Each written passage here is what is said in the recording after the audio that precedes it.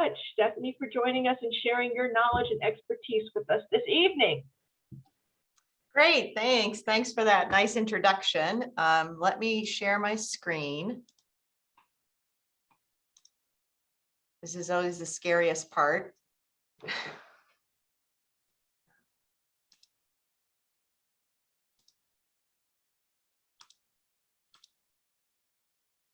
Does it look correct? It does. We're good. All right, great.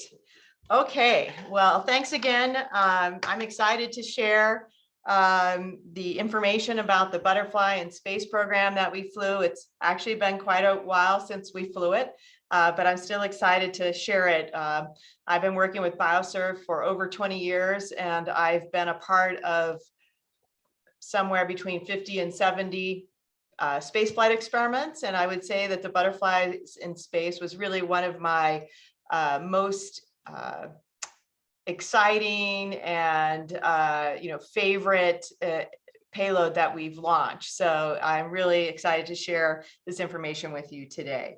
I also want to just give a disclaimer that I'm actually not a butterfly expert. I'm probably was an amateur hobbyist maybe when this all started.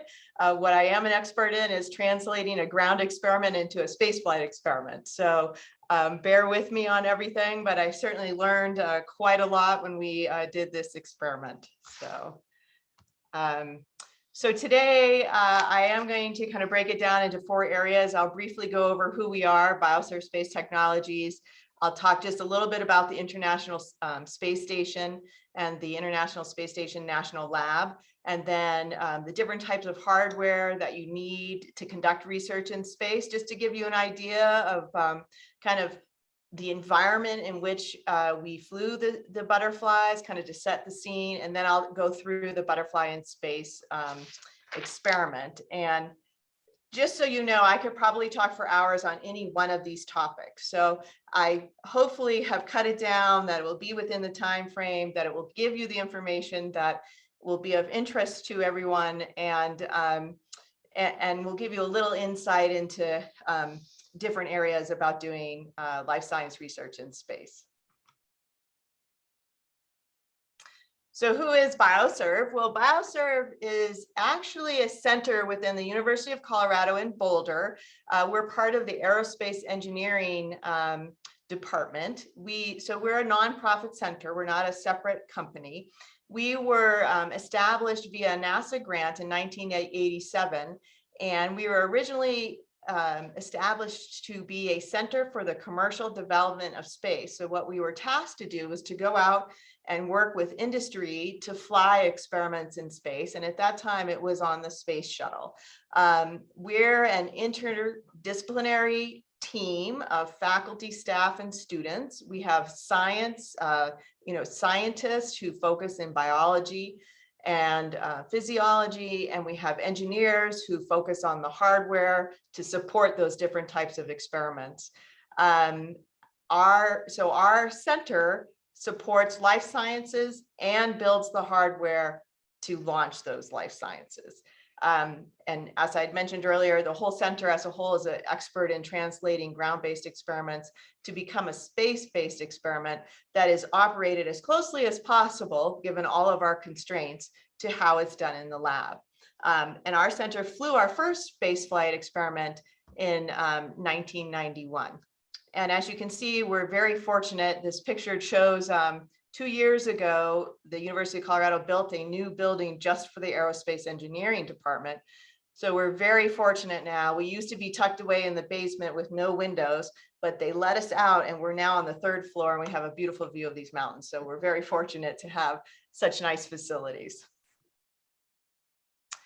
So since 1991 in our first mission, we have launched experiments on 80 space flight missions, which our organization has probably launched on the most missions, more than any other organization like ours other than NASA.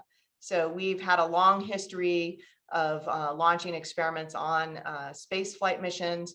We've launched obviously on the shuttle. We launched on 40 different shuttle flights. We now launch on the SpaceX Dragon. I'm sure people have heard about SpaceX in the news. So we've launched on the Dragon resupply vehicle and the crew vehicle that goes to the space station.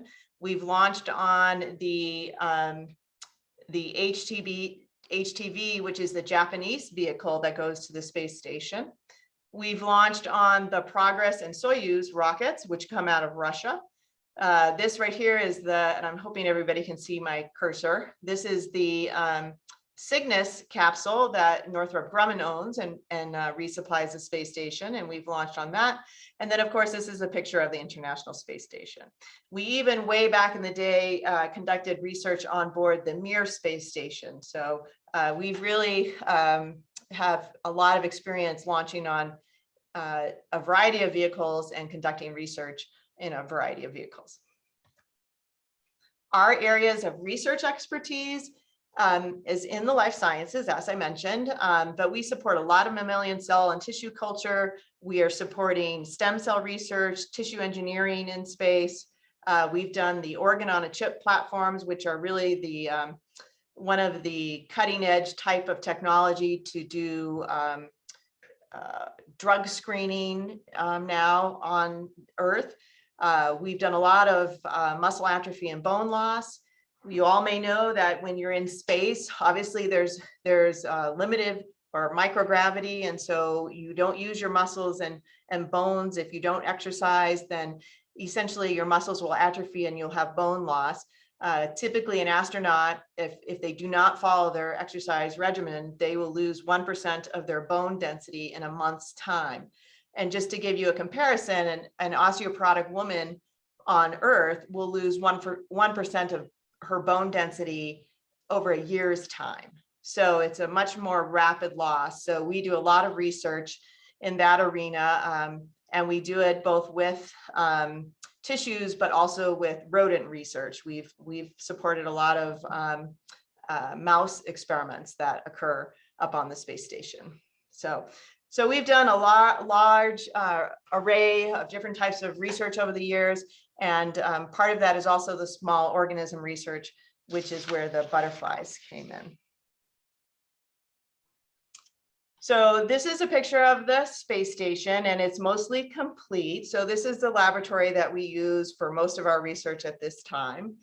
The US portion of the lab of the space station can be split into two, really, in the sense of half of it is used to conduct NASA research, which is for the human exploration of space.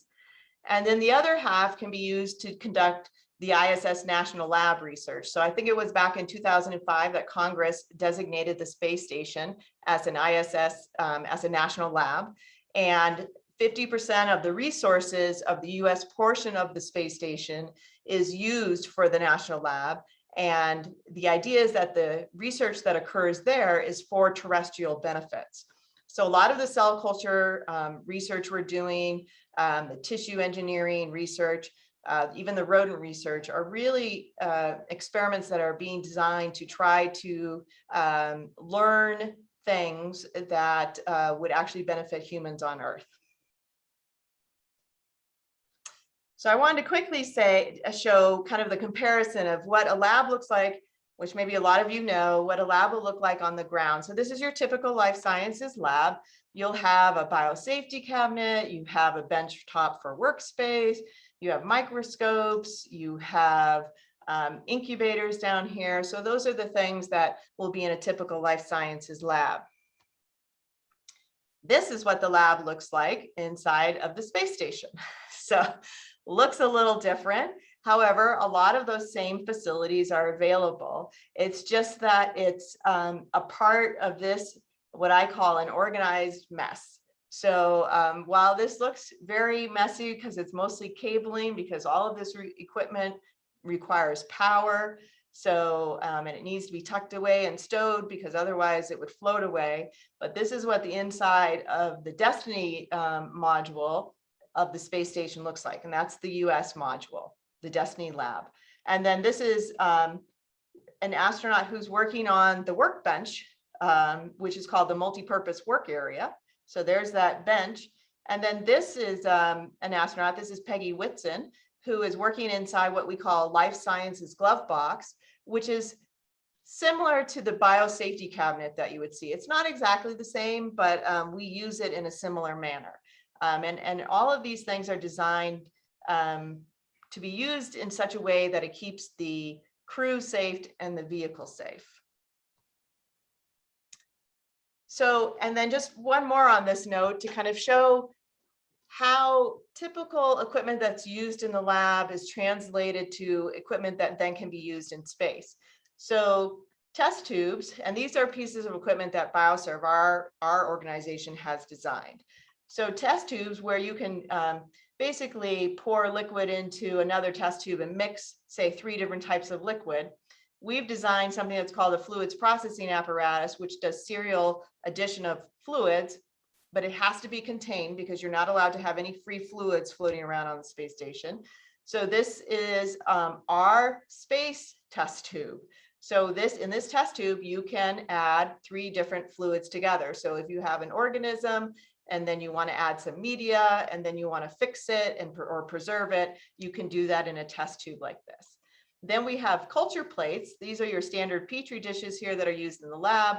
This is what those look like that we've designed for cell culture. So again, they have to be fully contained. It has to be able to be cast permeable because cells are live and living. So this is what we've designed here. So you can see we take what you would use on the ground and turn it into a piece of equipment that can still support whatever it is the scientists want to test, but it's done in a safe manner and following NASA guidelines. We have incubators on space station. They look like this, not quite as big because we don't have as much space. This is a microscope we have on space station.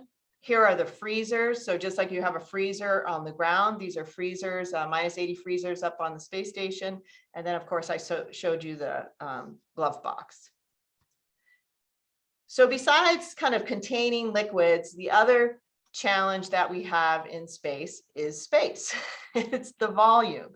And just to give you an idea, this right here is a setup that was done in one of our scientists' lab to support 72 samples of cells. And he had continuous perfusion, and they fed their cells using 2 incubators, these syringe pumps, and these are the Petri dishes where the cells were inside. And we supported an experiment for this team, but we had to miniaturize all of this so that it fit into this box here on the right. So this box is approximately 13 by 11 by 8 inches. So that's the space that we're talking about that we have to translate some of these ground studies into. So that was just to give you a background. So now I am going to talk about, our what we called our CSI program, which was really just an acronym for CGBA Science Insert. And CGBA, which you can actually see in this picture right here, and this is a crew member working with a project in orbit. That's CGBA, that's the incubator, one of our older versions of our incubators that we used for this program. But CSI was designed to be a K-12 educational experiment where the students would get classroom kits. So we had classrooms participating around the country and internationally, and we would design classroom kits that it wasn't exactly like the spaceflight hardware, but they would function the same as the spaceflight hardware. And then the idea behind it was that we would have video imaging or still images coming from the space station in near real time that we posted online, that the kids then could run the same experiments in their classroom and then look at what was happening with their experiments on the ground versus what was happening in space.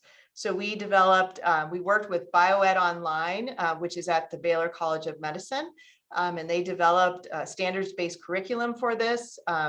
We've done many programs besides the butterflies in space. We did spiders in space, we did plants in space, we did a silica garden, we've done bees and ants. So we've done a whole plethora of different types of experiments in the CSI program, working with these groups right here to support the educational component of these experiments. And the pictures on the right here these are some of the habitats that have been designed. This was actually on orbit, a picture of we did an orb weaving spider and could they spin their webs in orbit? And this was actually a plant growth experiment where the crew member is actually planting the seeds for us on orbit. So that's where the butterflies in space came from, as part of this CSI program. So let's talk about the butterflies in space. So first, before I do, I wanted to just talk real quickly why we call it microgravity as opposed to zero gravity. I get this question a lot. So basically, the space station is still in low Earth orbit. And maybe you all know this, but the space station is actually falling around the Earth as opposed to floating around the Earth. And because it's falling, it's in a free fall, and it's falling about 17,000 miles per hour. It's still impacted somewhat by the Earth's gravitational field. So that's why it's called microgravity. Something is only in zero gravity if it's out in outer space, away from anything that has any type of gravitational pull. So that's why we say microgravity. So why butterflies in microgravity? Well, it's part of the life sciences, which is what we support, which is, looking at living organisms and how do they adapt and function in a microgravity environment. There are several behaviors of butterflies and of the caterpillars and butterflies that are potentially gravity dependent. And that's thinking of, the caterpillar, the larva will crawl up to a leaf, it will go underneath the leaf, it will eat from the bottom of the leaf. When it forms its chrysalis, it goes up to the top, hangs down. When it comes out of the chrysalis, it typically comes out of the bottom. And yes, it can kind of crawl out, but does it fall out? Does the meconium it secrete? Does it, fall down to the bottom of the chrysalis to help dissolve that so that it can come out? How will the wings unfurl? Can a butterfly unfurl its wings in a microgravity environment? You always see them hanging upside down or hanging from something, and they can pump their wings, but does gravity help those wings unfurl? Will they be able to fly? Can they lay eggs? So those are all the questions that we were looking at when we did this experiment. And in addition, the reason why we chose butterflies as well is because it is visually appealing to both adults and children. So we decided to launch two types of butterflies. We decided to do the Painted Lady butterfly. And the reason why we did that is because it's widely distributed. It's easily obtained. So we're thinking about our classrooms. The classrooms would be able to easily obtain the science, the larva, and the food from science education companies.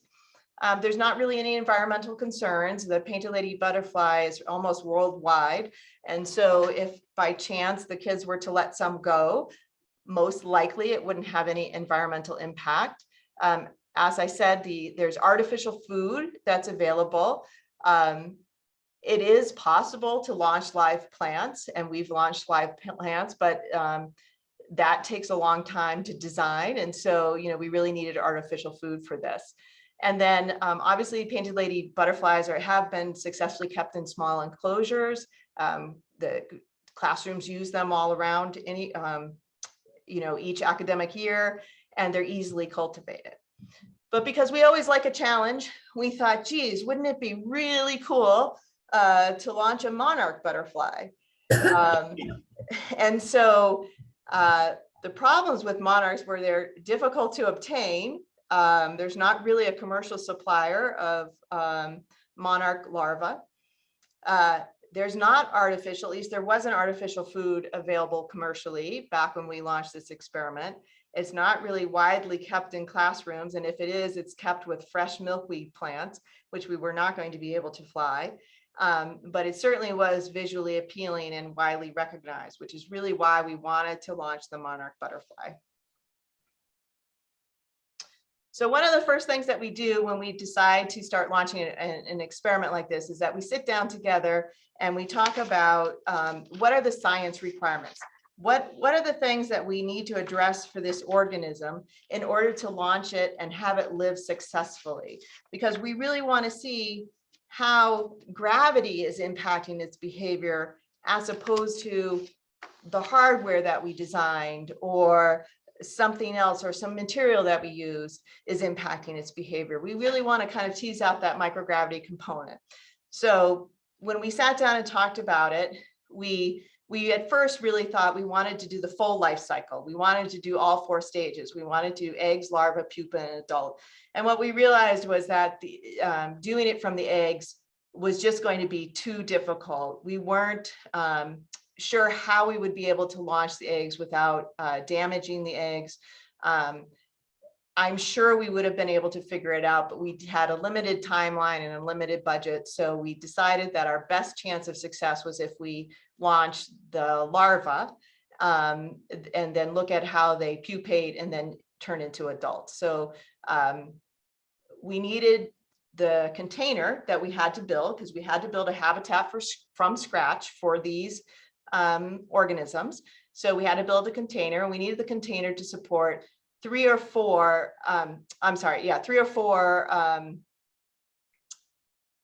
well, we wanted to support 3 of the 4 metamorphosis stages, sorry. And later on, I was going to show where we wanted to support 3 or 4 larvae, which I'll get to in a minute. So we had to do extensive testing to determine that this was where we were going to get to. It's hard to go through all the testing that we had to support to get through this experiment, but I can tell you that it's months of testing. So the other requirements that we had were we needed fresh food for the larva, and by fresh I mean we needed fresh artificial food. We knew we weren't going to be able to fly plants. We couldn't keep the plants alive. We weren't going to just be able to fly leaves of plants because they would, dry up and die. So we needed fresh food for the larva. We also needed to provide nectar for the adult. And then we also needed some type of natural material for the caterpillars and the chrysalis. We figured that the caterpillars needed something that seemed at least more natural than, say, an piece of aluminum. And we thought that we needed something that was a little bit rough for the chrysalis to attach to. So for the caterpillar to attach to when it was forming its chrysalis. We wanted to maintain a temperature of 25 C.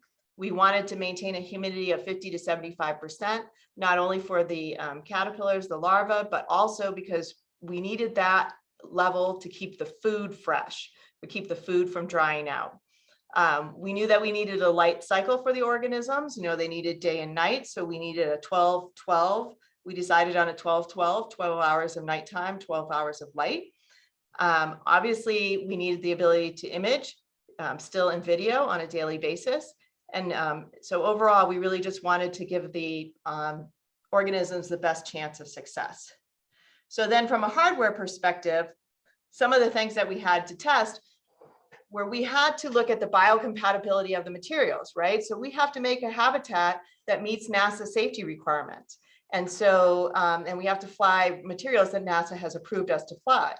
So one of the things we have to make sure is that we're using materials that are compatible with the organisms. And obviously, as I've said previously, we had to figure out how the habitat would provide fresh food. We needed to provide the correct quantity of food to keep the larvae alive until they pupated. We needed to be able to provide nectar. And we needed to have an optically clear window because they have to be contained, but we still need to see them. So we need an optically clear window. The habitat had to have light. We had to have temperature control, power to power the lights and the cameras. And we had to provide a setting that allows the organism to behave as naturally as possible in an unnatural environment, as I've kind of alluded to before.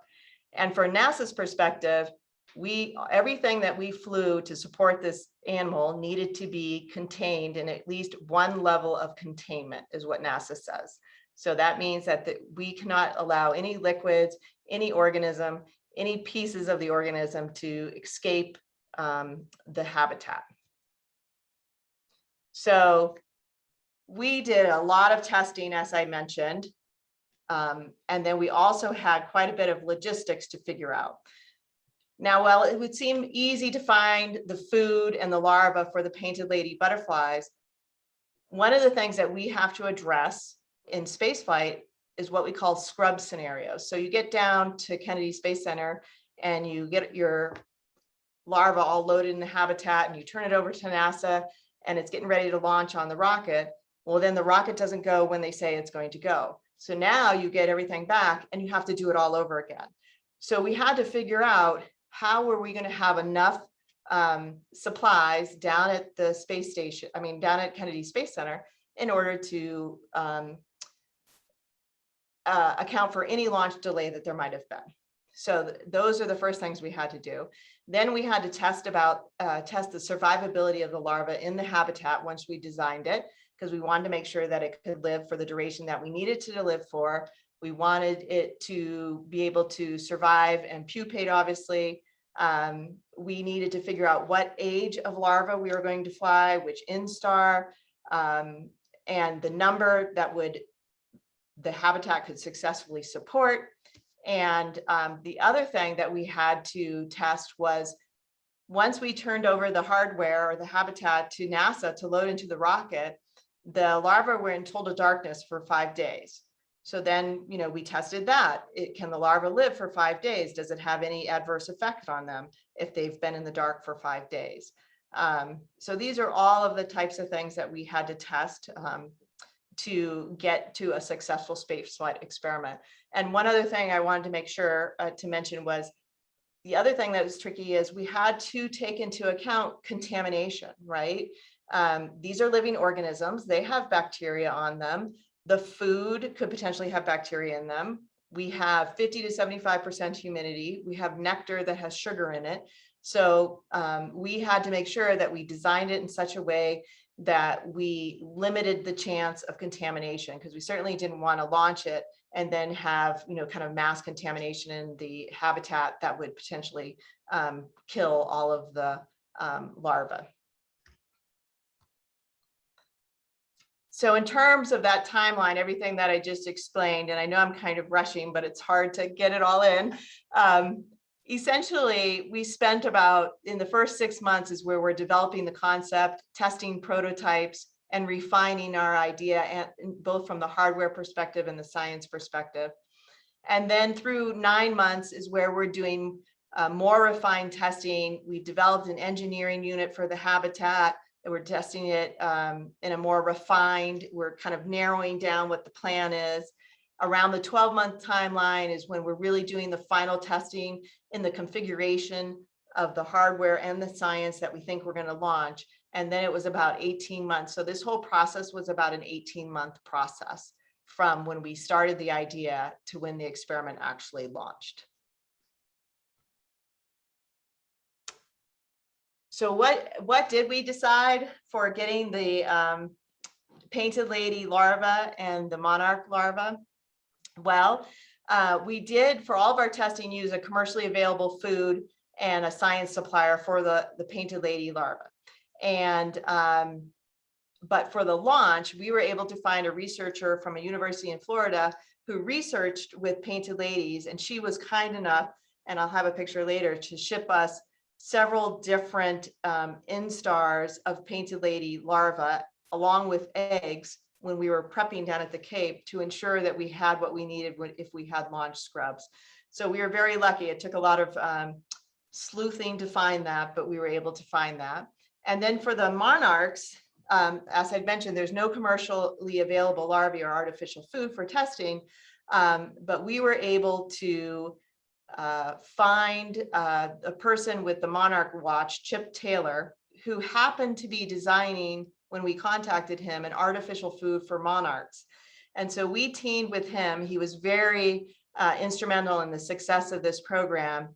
And so not only did he refine the artificial food that he was designing for the monarchs throughout the testing of this program that we did end up using, he also provided all of the larvae that we needed for our testing and the launch experiment. He also shipped out over 100 kits to classrooms around the country with larvae and his commercial food. So the Monarch Watch team were just instrumental in this program. The on-orbit facility, as I mentioned earlier, this is it. This is CGBA. This is what we put the butterfly habitats in that I'm going to talk about just shortly. But again, you can kind of see the space that we're limited to. This is 12 inches by 14 inches by 8 inches. That's the space that we had. And this is our facility that provides the power and the data downlink from the space station to our center here, so we could downlink the videos. And this was already on space station. So that's why the butterflies launched in the dark, packed in a bag, because once they get to space station, they get put into this facility. So this is actually the habitat that we ended up designing right here. It is 5 inches by 7 inches by 3.5 inches. So it's about 100 cubic inches in volume. It could hold, all the testing showed, it could hold 3 monarch larvae or 4 painted lady larvae successfully. Any more than that for either species was too much for the habitat. When we loaded the larvae, they were 5 days old for the painted lady and approximately 10 days old. They were the 3rd instar for the monarchs. This has LED lighting, so we were able to get the 12-hour light cycle. It also provided the food, which I'm going to talk to you about in a minute in a little more detail. And it also allowed for fresh food that was exposed at the 4 to 5 day mark. And that's going to be here, which I'll show here in a minute. And it also provided the nectar for the adults. So this is what we ended up designing. It's very small. It's the space that we had. But let me give you a little bit more detail on that. So what we had was, it's an aluminum box. So that's in a material that's approved. It works well. It's biocompatible with organisms. So we have an aluminum box. We had a polycarbonate window, which is also very biocompatible. We had, because this is sealed, we still need to give have air exchange for the organisms because they're alive. So what we had was on the side here, right here, you can see there's these little white patches, which are Gore-Tex patches. So they don't allow any liquid to pass through them, but they allow for gas exchange into the habitat. And on the right side, you can see these little holes. There's actually 3 on the right side as well. So there's 6 total vents that allowed for passive gas exchange into the habitat. As I mentioned in the previous photo, this was the food tray. So this was a food that the caterpillars launched on that was exposed. And then this was the food that was exposed once it was on orbit. It was exposed by these knobs on the top here. So this is completely sealed, but these knobs, once the crew pulled up on them, it would open up the doors for the fresh food, and the same for the nectar. And then this right here is just a data recorder because we wanted to make sure we would know what the temperature and humidity was when the habitat returned. So this is just a little data recorder that sits in there. It's wrapped up in, it's like an aluminum foil packet, so that we knew what the temperature was that the organism saw throughout the experiment. And then this is just an O-ring that sealed, completely sealed the window to the habitat. So here is some testing that we did with this configuration. So in this one, you can see that the food tray that was open, that the caterpillars were launched on, was here. And then this was the fresh food that was exposed once it got to orbit. The little doors were as wide as the spaces in between the food cups. So when the crew pulled up, the door just moved up into the space. So that's how we were able to expose fresh food. So it was fresh in the sense that the doors kept the frass from the larva off of that food. It kept it moist. It didn't dry out. So that's how we were able to provide fresh food. And we have the nectar feeder. And so we did use the nectar feeder. Was very similar to the food. The crew would pull up. You can kind of barely see in this photo. There's an O-ring back here. When this pulled up, this hole aligned with that O-ring. So then the butterflies would be able to access the nectar. And of course, we put this red yellow dot on here to try to attract the butterflies. And then for the natural material that we talked about, because we don't have a lot of space and we didn't want to put anything in the field of view of the camera, we put balsa wood around the entire inside perimeter to hopefully give the caterpillars, at least something that wasn't aluminum to potentially walk on. So that's what we did for the natural piece. Then it was packed into, this is actually on the ground, but this shows you how it was packed into CGBA. This box is not CGBA, but it's the same dimensions as CGBA. So there were 2 butterfly habitats. One had the Painted Ladies, one had the Monarchs. Each one sat across from a camera. There was a divider here so that the lights from one didn't reflect into the lights of the other and disturb the imaging, because that would happen if the divider wasn't there. And then the cameras had 3 cameras that had 3 different viewpoints of the habitats. The one focused in on just the food. One was at the top of the habitat, because we thought, even though we knew we were in microgravity, that potentially the caterpillars would go more to the top because that's where the lights were. And then one that did the whole picture. One of the caveats that I would say here is this was back in 2009. And while that doesn't seem very long ago, HD cameras were just coming out. And HD cameras, in the sense of small webcams, really were non-existent. And the one that were existed were complicated. So unfortunately, our imaging is more from an SD standpoint. So I'm going to apologize up front for the standard definition photos. So we did have the cameras take images every 10 to 15 minutes of the organisms.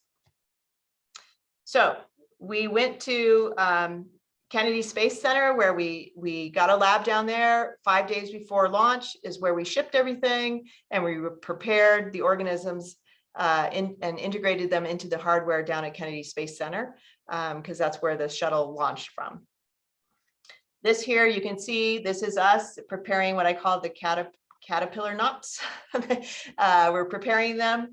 We're sorting ages. So this is what we had shipped in. And even though we were only launching 3 of the Monarchs and 4 of the Painted Ladies, we had both flight and ground controls, but we needed a large number because we needed to support multiple launch scrubs. Because if the launch scrub for just a day or 2, our caterpillars are 2 more days in age, and essentially they could have gotten to orbit and they would have already maybe formed a chrysalis. So we really needed to be prepared for any launch delays.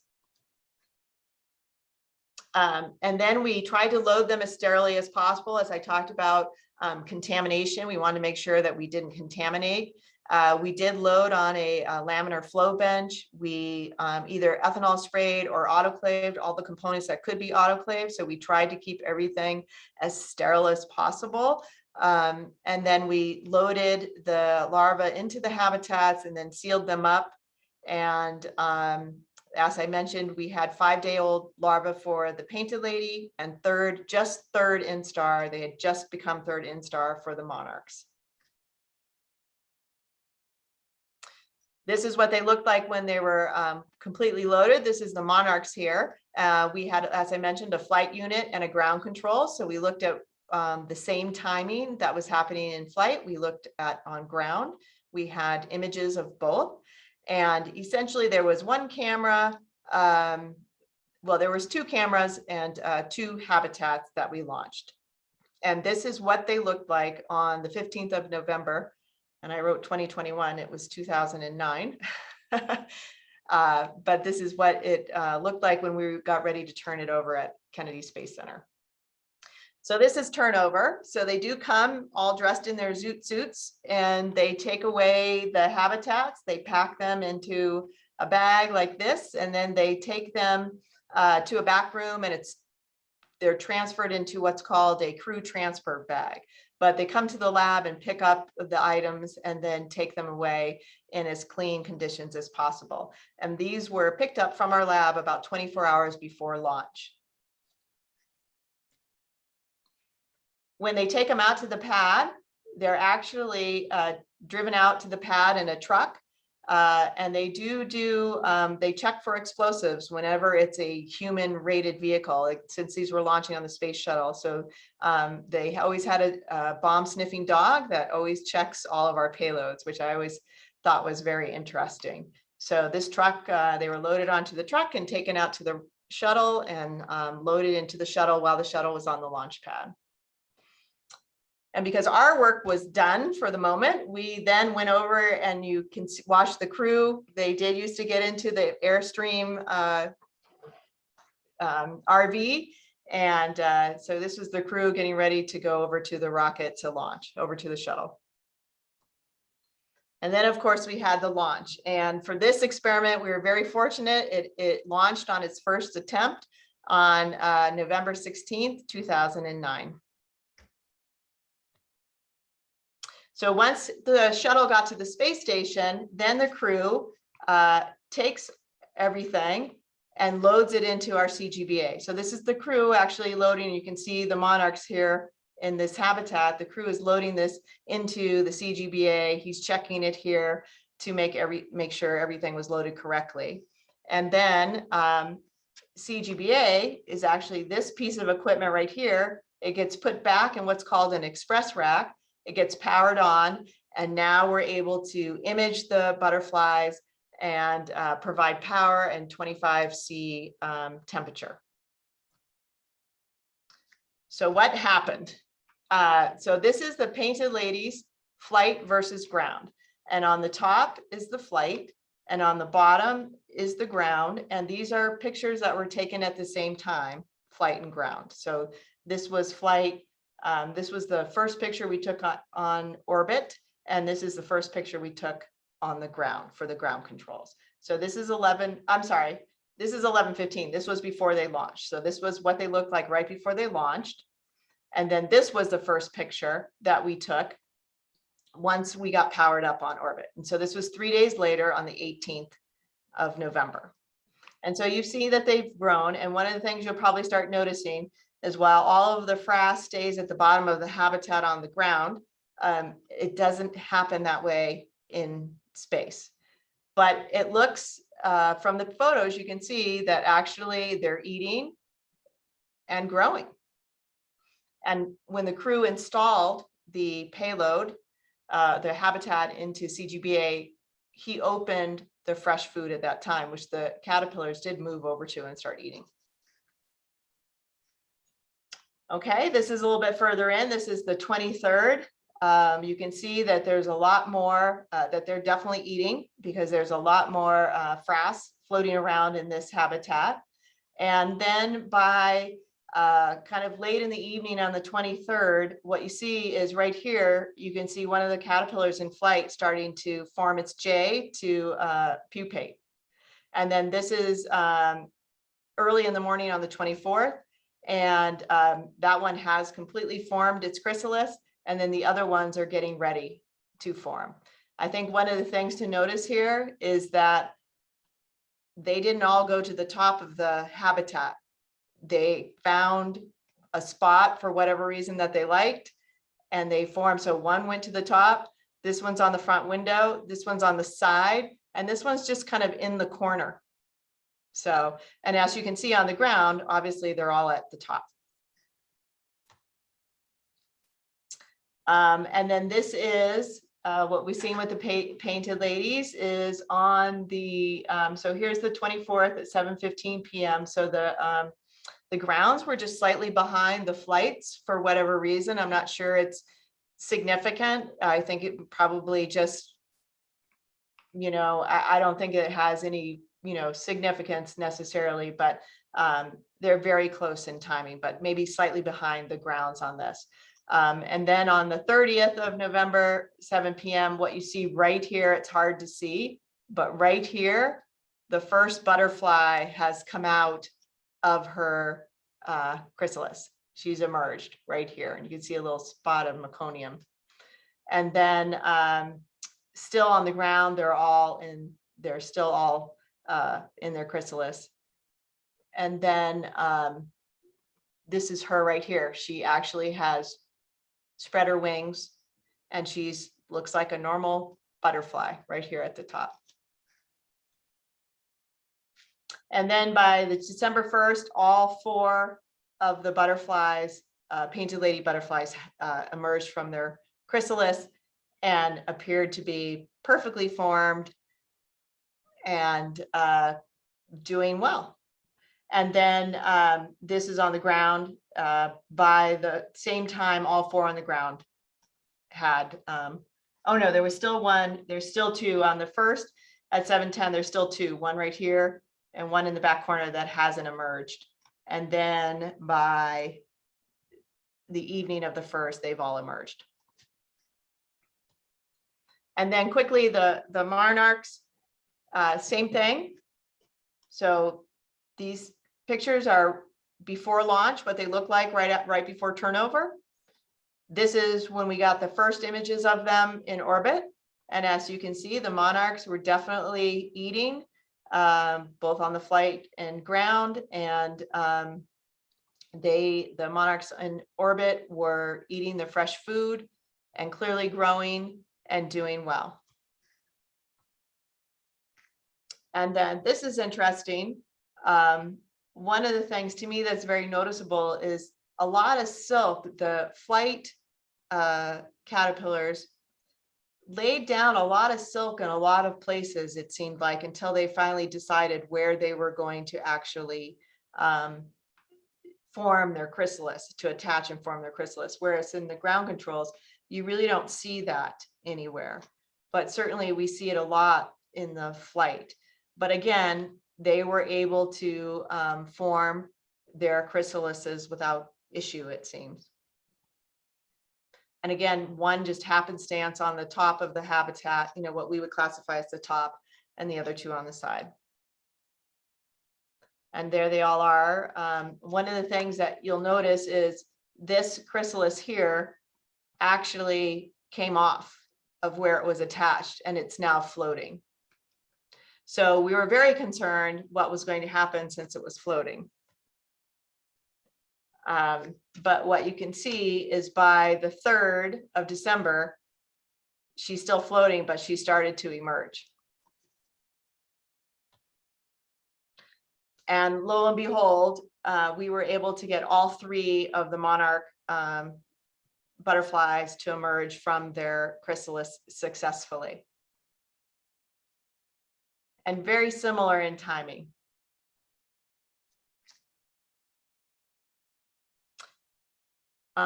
So in terms of how they did as adults, so the ground painted ladies and the ground monarchs were both still alive by December 11th, which is when we stopped doing imaging. But there were 2 ground monarchs alive on the 11th, and all of the painted ladies were still alive on the 11th. In fact, on the 15th, they were all alive. They lived maybe what would be called a normal lifespan. But in space, none of the monarchs lived past 4 days, and the painted ladies, none of them were alive on the 11th, but they were all alive on the 10th. But by the 11th, they all died.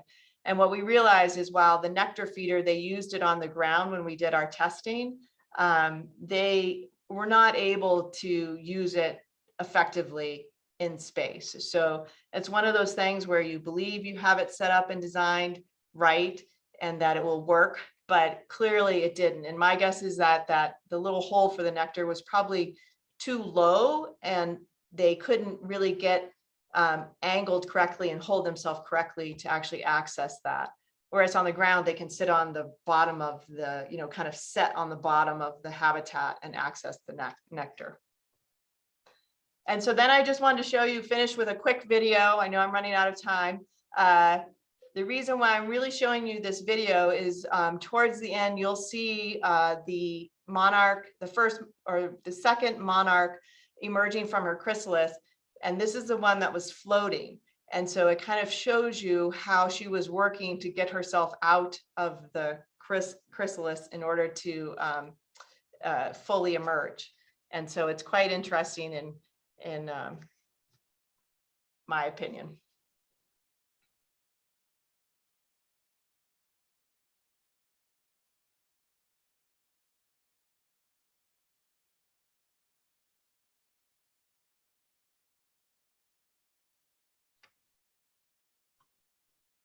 And you can see where it moves around to different spots.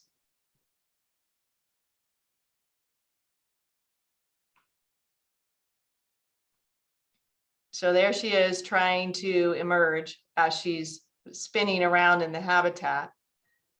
And what happens in microgravity is if a little bit right there, a little bit of force, like she probably, one of her legs probably touched the side, and a little bit of force can really make you go flying.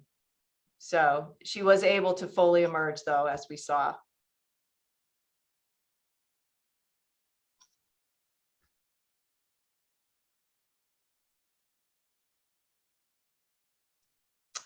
All right, and that was it. That's what I had. And I know we're probably out of time, but if there are any questions, I'm happy to answer them. Thank you, Stefanie. That was wonderful. If you can, we can stop share and come back together. Yeah, I agree, Joanne. It was fascinating. Especially a lot of people in the club raise butterflies and moths at their house. So I mean, y'all are able to do it in space, y'all. So don't even complain about all the problems that you're having down on Earth with your butterflies at your house. So any questions for Stefanie? And those monarchs, you know that they're master migrators, and these ones really went far. They surpassed. They have the Guinness Book of migration for those monarchs. All right, any questions for Stefanie regarding this project? It was very interesting understanding all of the thought process that has to go in to translate things from Earth into space.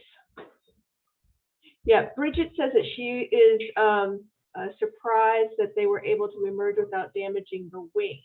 Mm-hmm. She told me to call you though to get you. Yeah, it was really amazing, actually, that, and I will tell you that our monarch expert, Chip Taylor, he was really surprised. He would say, he's like, they're not going to survive the trip to the space station. And then they get there and we saw them that they were alive. And he said, okay, they're not going to be able to pupate. And then they pupate. And he says, okay, they're not going to be able to emerge. And then they emerge. And then he said, okay, they're not going to be able to expand their wings. And he was just very surprised that they were able to do all that. And I would say that when they expanded their wings, and it's hard to tell from those pictures, but the only difference I would say is the very tips of their wings remained kind of like not quite a C, but a little C shaped at the top. They never did straighten out completely. And of course, the habitat, we couldn't design a habitat that was big enough for them to really actually fly. They need a bigger space to fly. Well, that kind of goes to what Sam said. Did they have any difficulty flying? And it was probably space was, I mean. Yeah, the monarchs, it was hard to tell because it's so big. We've done lots of fruit fly experiments, and honestly, what the fruit flies learn is that they can swim or push off. They learn to kind of push off. So it will be interesting to see, if we were to do it again with a bigger space, if they learn to fly. The painted ladies they fluttered and it looked like they were flying, but again, it was such a small space, it was hard to tell. And Joanne wants to know, are you going to repeat this and improve on the nectar distribution system? Which is bad. If it's a failure, it's not a failure in terms of science because you've learned something. Right. Yeah, we've actually, we don't have a repeat of this on the books right now, but we've always wanted to do that, not only to repeat for the nectar issue, but also for the flying issue, to do something that is larger, that would give them more space. And it would, and then I see the question about, did any of them try to mate?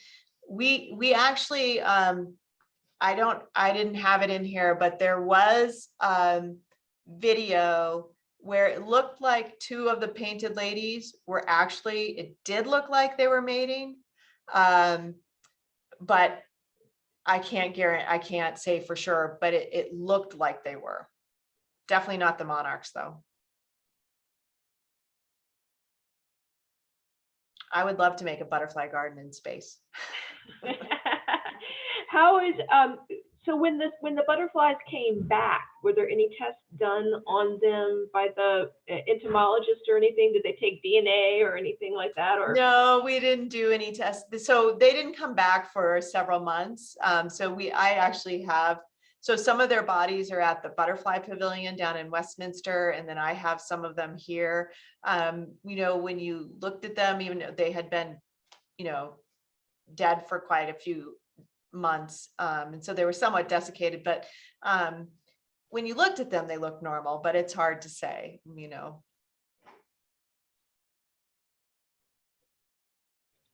And does the space station now, is in terms of expanding, you talk about increasing the size of the habitat that you're able to do different experiments. Do you have bigger size now that you're working with? So we have an updated incubator that has a bigger internal volume. It's still not huge, but we could potentially build something that is that size, which is probably 6 times bigger than what we flew. But the other thing that they're doing on station now is I've wanted to do it and we haven't done it yet, is I think we would be able to have the possibility to actually fly a habitat that sits out in the aisle of the station, so it doesn't have to go inside of one of the facilities that's kind of a box in the wall. So that's actually what I'd really like to do, is to actually fly almost like one of the commercial butterfly net holders, butterfly holders, that's the netting, and give them something like that space to fly. So we'll see. Any other questions for Stefanie this evening? I wish we could communicate with those butterflies to see how their experience was. I'm sure. I know. Yeah. I mean, I did feel bad that we we obviously starved the butterflies, the monarchs. Obviously the monarchs we starved. Yeah.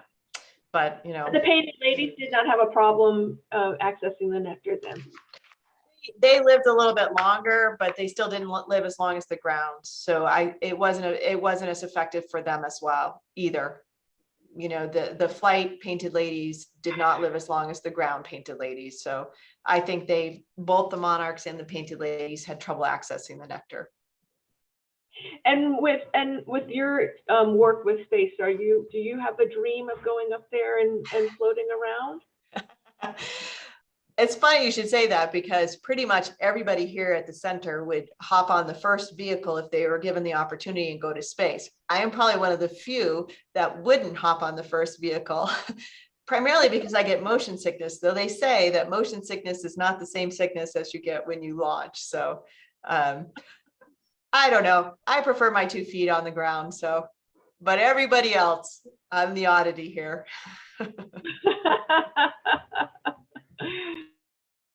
Well, any other questions for Stefanie tonight as we kick off our journey into space together with the Natural History Society of Maryland and celebrating James Webb? We hope that we'll see you tomorrow to learn about the history of the telescope, and as we continue on week after week, going back into space. But thank you for helping us kick this off with our LEP Club.